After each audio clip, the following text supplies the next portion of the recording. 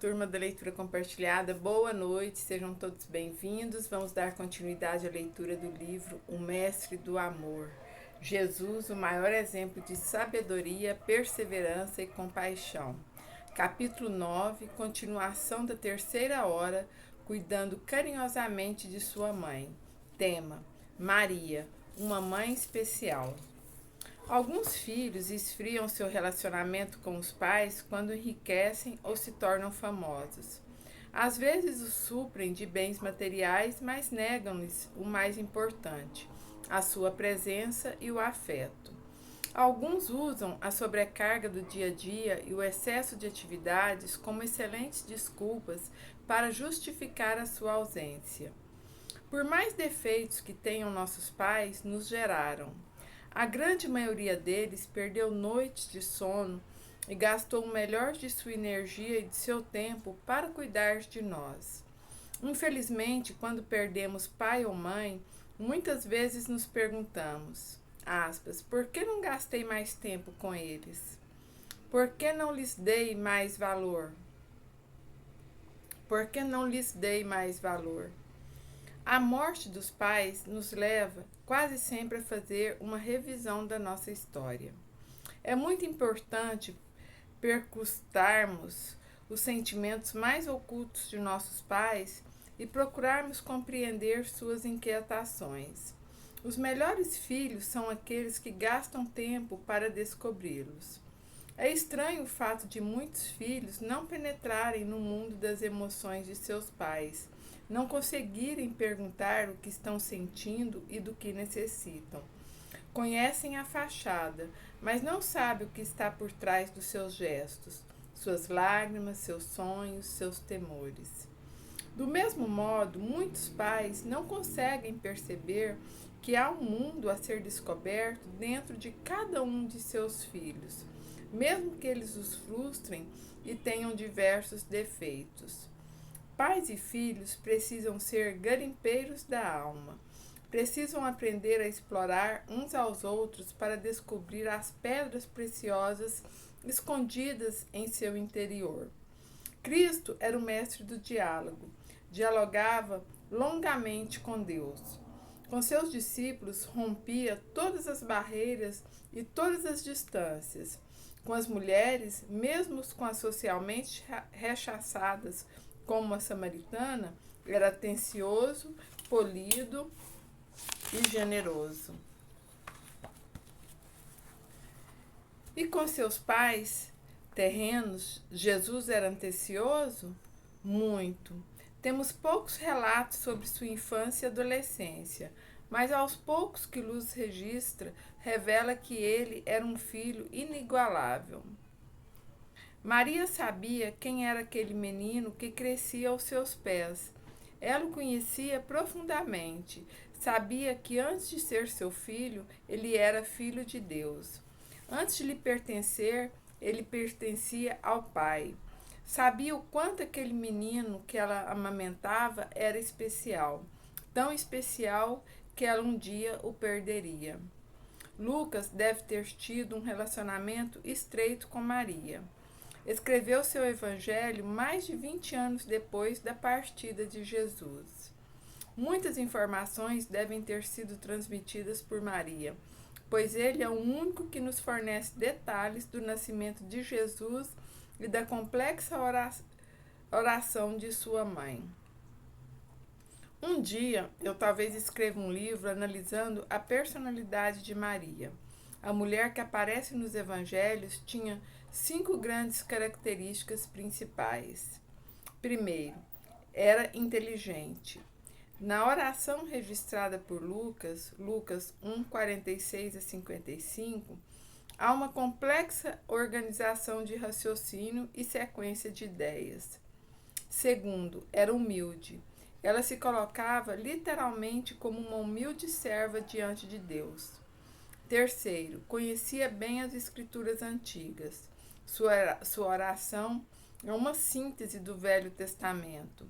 Nela discorre sobre a origem do povo de Israel, sobre Abraão e sua descendência, sobre a promessa de Deus, sobre a exaltação dos humildes e a destruição dos soberbos. Quarto, era discreta. O fato de não aparecer muito nas biografias de Cristo é um exemplo de sua discrição.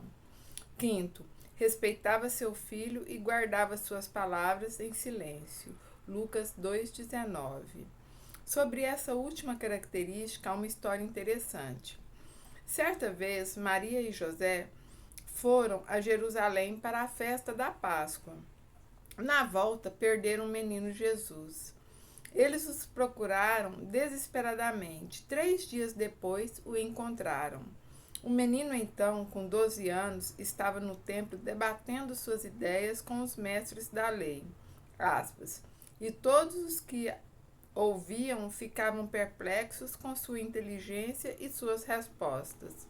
Lucas 2,47. Logo que seus pais o viram, ficaram surpresos. Sua mãe se adiantou e, sem agressividade, mostrou sua angústia, dizendo-lhe, aspas, filho, por que fizeste assim conosco? Teu pai e eu, aflitos, estávamos à sua procura. Lucas 2,48. Uma das experiências mais angustiantes para os pais é perder seus filhos no meio da multidão. Maria e José o perderam por 3 dias, o que é grave e capaz de causar exasperação. Por que um fato tão sério foi tratado com brandura por Maria? A única explicação é que ela e seu filho eram amáveis um com o outro. Havia um clima de carinho, atenção, amor e preocupação que permeava a relação de Jesus com seus pais. Até completar 30 anos, Jesus deve ter tido longos e afetuosos diálogos com sua mãe. O menino a assombrava com sua mansidão e capacidade de se doar.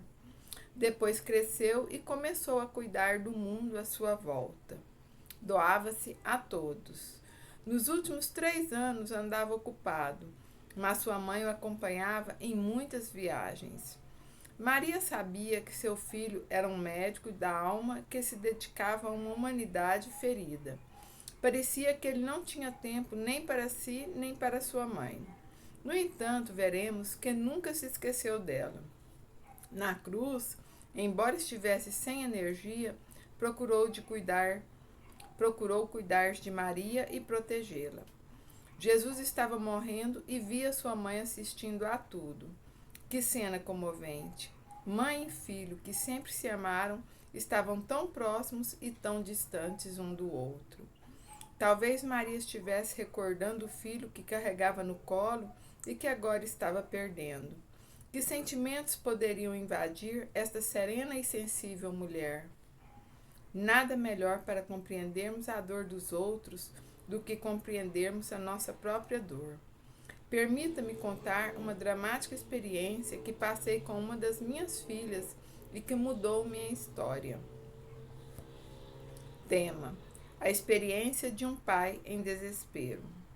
Um dia estava assistindo a uma cirurgia de minha filha mais velha. Era a extração das amígdalas. Por ter formação médica, sabia que se tratava de um procedimento aparentemente simples. Nem desconfiava de que passaria por um dos maiores sofrimentos de minha vida. Tudo corria normal no campo cirúrgico. Anestesia, as primeiras incisões e a regularidade do balão respiratório. Conversava com o cirurgião e com o anestesista quando de repente percebi que o ritmo do balão tinha diminuído. Minha filha parara de respirar. Entrei em desespero. Em fração de segundos, passou pela minha mente que poderia perdê-la. Eu a amava intensamente, beijava várias vezes por dia. Perdê-la era simplesmente um fato inaceitável. Meu coração acelerou-se intensamente, numa taquicardia incontrolável. Não era possível acreditar que não veria mais seu sorriso, suas brincadeiras e suas artes. Então gritei, chamando o anestesista, que veio rapidamente. Cada segundo parecia uma eternidade. Eu queria fazer alguma coisa, mas me sentia impotente. Daria tudo no mundo para ver minha filha voltar a respirar. Por fim, felizmente, ela retornou. Eu tinha a sensação de estar saindo de uma guerra. A cirurgia terminou e o grande susto passou. Achei que o pesadelo havia terminado, mas o pior estava por vir. A recuperação de uma criança que se submete a uma cirurgia desse tipo é rápida. Em alguns dias ela ficaria animada e voltaria a ser o que era. Porém, a cada dia minha filha piorava. Eu ia para o meu consultório intranquilo, sabendo que algo estava errado. Um cheiro fétido exalava de suas narinas. Ela só conseguia respirar pela boca. Eu telefonava para meu médico com frequência e ele me dizia que isso era normal. Entretanto, minha filha estava cada vez mais pálida, desanimada, sem conseguir brincar. O médico prescreveu antibióticos e anti-inflamatórios, mas nada resolvia. No quinto dia, quando liguei para casa, a menina quase não tinha forças para falar comigo. Naquele momento, pensei em algo que nunca mais saiu da minha mente.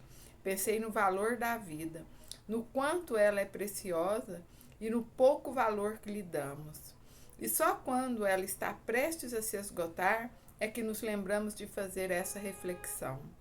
Pensei comigo mesmo, aspas, eu daria tudo o que tenho, tudo o que consegui na vida, para ter a minha filha de volta como antes. Daria meus títulos acadêmicos, todo o meu dinheiro, sucesso, casa, enfim, tudo em troca de sua vida. Angustiado, liguei mais uma vez para seu médico e disse-lhe que havia algo errado. Então ele teve um estalo e me pediu para levá-la com urgência ao consultório. Lembrou-se de que poderia ter deixado uma gaze em sua garganta. Aspas, talvez na correria da parada respiratória tenha me descuidado e esquecido esse material. Sua suspeita se confirmou. Minha filha sobreviveu, mas aqueles momentos me marcaram para sempre. A perda de um filho é inesquecível para os pais. O sofrimento de qualquer um deles sulca a nossa alma. Vamos analisar o território da emoção de Maria aos pés da cruz de seu filho. Boa noite. Gratidão. Boa reflexão.